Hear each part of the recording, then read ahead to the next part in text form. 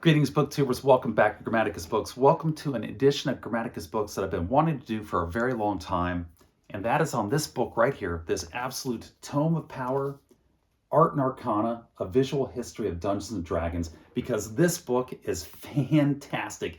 It is a must-have if you're a fan of Dungeons and Dragons in particular, or if you just like fantasy artwork in general. This book is an absolute must-have. So why am I doing this video now if I've wanted to do it for a long time? Well, if you've been paying attention to the news over the past couple of weeks, in the mainstream news and on social media, Dungeons & Dragons has been featured rather prominently, and to use an overused phrase, for all the wrong reasons. So I thought the time was right, the time was opportune to bring this book out here, of which there is no negativity at all. There's nothing bad about this book. It is pure good, and do something that highlights the benefits, the positivity of Dungeons & Dragons, and what's great about Dungeons & Dragons. And this book is absolutely fantastic.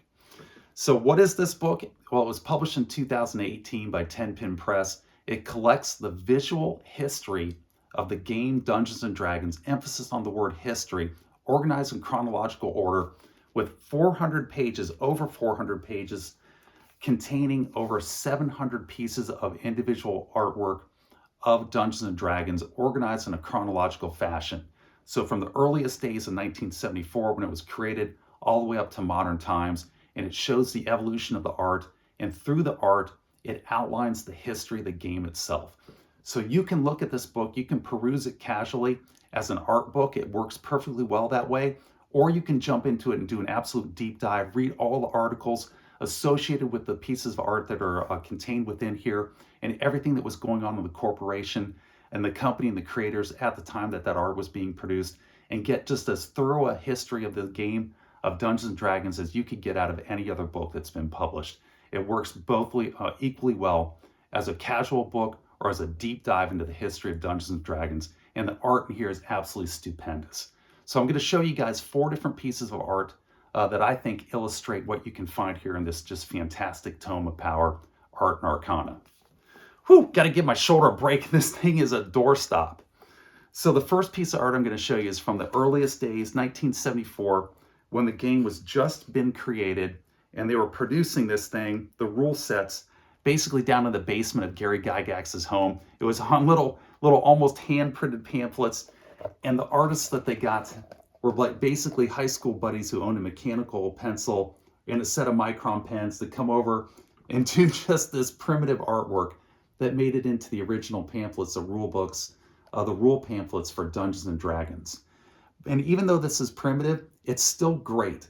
And it's great because of the inventiveness of it, the imagination of it, and the revolutionary ideas that were expressed here for the very first time in this game that absolutely was groundbreaking in the history of gaming and entertainment. It's hard to overstate the impact that this game has had upon the entertainment industry in general, and gaming in particular. It absolutely changed forever the gaming mechanics and how people played games. And here you are in at the ground floor. So you go from that primitive art there in 1974, and we're going to jump forward to 1979. And 5 years later, in 1979, the company TSR, that has been organized in order to promote and distribute the game, has hired in a stable of artists. And you go from that primitive art to this just fabulous piece of artwork here, and similar pieces of art. This one is the cover to the Dungeon Master's screen, the very first Dungeon Master's screen. It's done by Dave Trampier. And Dave Trampier, in my opinion, was the one artist who was best able to capture the mood, the feel, and the atmosphere of Dungeons & Dragons, and just pull it out of the books and bring it to life with his artwork. He was absolutely fantastic. He's hands down my favorite D&D artist of all time. And that's a self-portrait of him here in the fighter down in the lower corner. And this entire piece of artwork was colored by Dave Trampier using nothing but felt tip colored pens. Colored felt tip pens, he produced that, which is just amazing.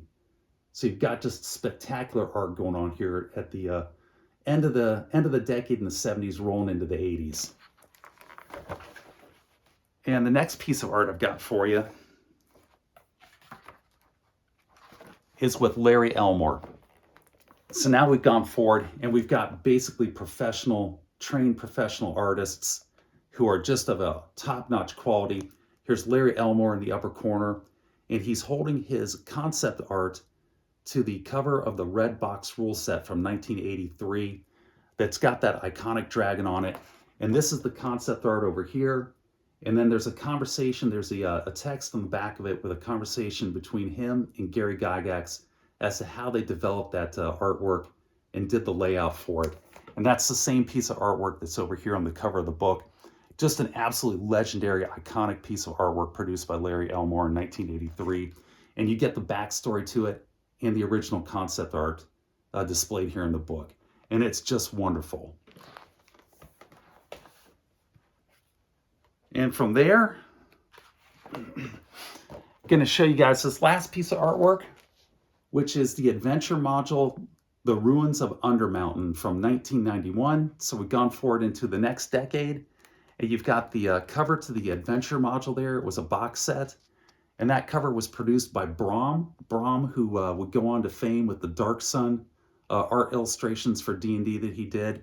And here you've got almost this abstract piece of art for the cover of the box set on this adventure module, Ruins of Undermountain, of this endless dungeon going back and back. And it's beautiful. It's gorgeous here by Brom. It's a very different piece of artwork by Brom. And then over on the other side, you have the first map. There were 3 levels of maps. This was a giant fold-out color map with over 350 rooms on level 1. And you had 2 other rooms going under, or 2 other levels going under it, each with 350 plus rooms in it. And this is the epitome of the dungeon crawl.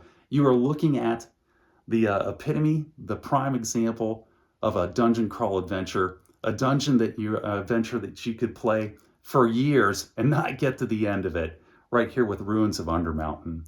And it's gorgeous. You could take that map over there, print that map out and frame it, and it's almost a piece of artwork in itself. Just wonderful, wonderful stuff. And it shows the history and the progression of the game. And they've got over 700 other pieces of artwork in here that are equally beautiful, showing the history of the game, showing the progression of this game from the earliest days all the way up into the digital and the silver screen when they were making the movies out of Dungeons and Dragons, and the progression of the art and the progression of the game itself. And it's what makes this tome here just so fantastic. Now, if you've got a favorite Dungeons and Dragons artist, put it down in the comment section below. I'd love to hear who your favorite artist is.